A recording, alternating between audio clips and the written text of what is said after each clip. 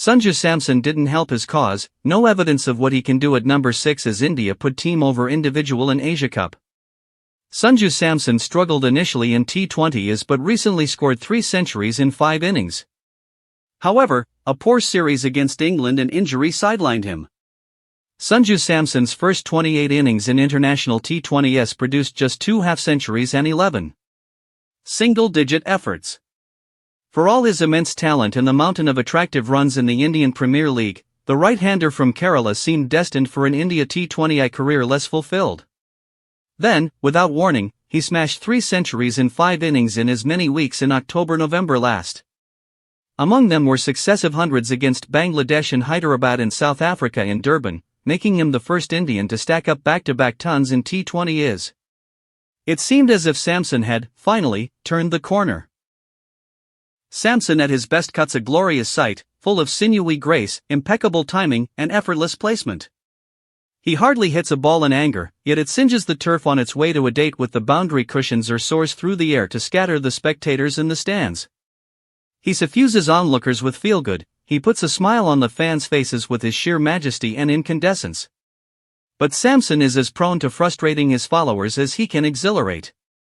After that electric phase, he hit an almost predictable trough, managing just 52 runs in the 5-match series against England at home in January-February.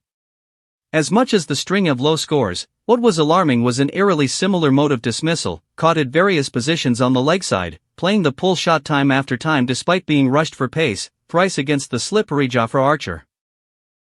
It was during the last of those matches, at Mumbai's Wankhede Stadium, that Samson was struck on his right index finger by a lifter from Archer. The resultant fracture meant he wasn't cleared fit to keep wickets at the beginning of Rajasthan Royals' campaign in IPL 2025. The designated skipper filled in as impact player, who only batted in the first 3 matches, Rajasthan clearly missing his proven leadership skills. Samson had a middling season with 285 runs from 9 appearances while his side had a campaign to forget, finishing 9th among 10 teams. Despite his travails against England, Samson might have felt he had done enough in the 2 preceding series to deserve a longer rope at the top of the batting order. But it now appears as if he must reconcile to a spell on the sidelines. The return of Shubman Gill to the T20I side after 13 months, as Suryakumar Yadav's deputy, indicates that he will slot in as one of the openers. His partner, almost certainly, will be Punjab teammate Abhishek Sharma, and not necessarily because the latter ticks one of the huge projects of the Suryakumar Gautam Gambhir leadership group, his left-handedness. In 17 T20s, the 25-year-old Abhishek has already slammed 2 centuries, striking at 193.84, his last outing for the country netted 135, off a mere 54 deliveries, against the shell-shocked Englishman at the Wankhede. It helps that he is also a handy left-arm spinner. A case is being made out for Samson to bat at number 3, but how does one displace Tilak Varma, who made successive tons after asking for and getting that position from Suryakumar in South Africa?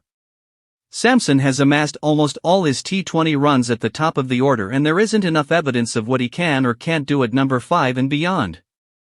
That perhaps gives Jitesh Sharma the edge. From Jharkhand and Royal Challengers Bengaluru, the spunky stumper was one of the influencers behind RCB's march to their maiden IPL title at the 18th time of asking.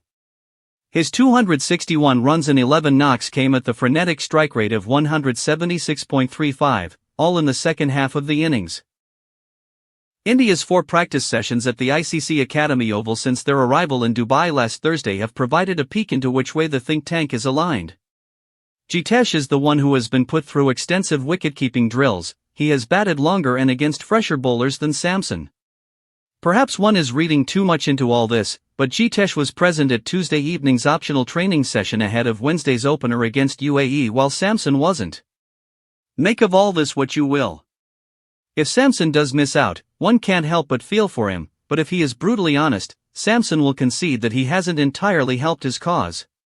He will understand that however unkind a cut that might seem, team dynamics take priority over individual aspirations. But he must also take heart from the fact that he is still very much in contention, and that all he can do is to give himself the best chance of succeeding as and when he gets the nod. Whether it is on Wednesday, or a little later. Stay tuned for all the latest cricket news, updates, and analysis. Don't forget to like, share and subscribe for more.